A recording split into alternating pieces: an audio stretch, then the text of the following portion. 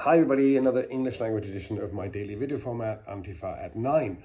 The reason why English is because I want to refer to the LA uprisings and the debate that's been rising around them, where a lot of libs and left of center types are saying, well, sure, it's a good idea and perfectly right and good to protest against Trump's mass deportation, fascist crackdown thing, but you shouldn't do it in such a way that plays into its hands. You shouldn't do it violently. You should always do it peacefully. Now, there's 2 points I want to make about this. The first is that, so I've been taking part in and researching disruptive protests for over 25 years.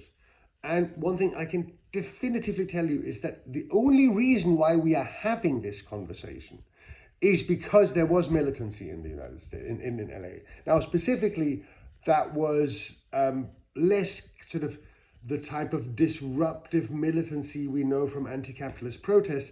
This was, first of all, the Latinx community defending itself against essentially fascist state terror. So to question the legitimacy of that is absurd. Right? That protest was militant because it needed to be. Now, of course, there were accompanying protests, which sometimes took the form of a classical, riot. Honestly, what's nowadays called a riot is just like if you burn half a car and smash a few windows, that's like a window to, that's already a riot. Brixton riots, LA riots, that was a completely different scale. But anyway, there were some riotous moments there. And honestly, that is the only reason why we're talking about them. That provides the visibility in which this whole political debate can even take place.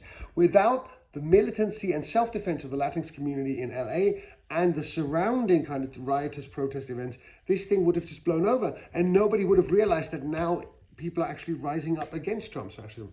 And the last point I want to make is that the protests that are now spreading through the US, they were of course motivated by the fact that there were several nights of confrontation in LA.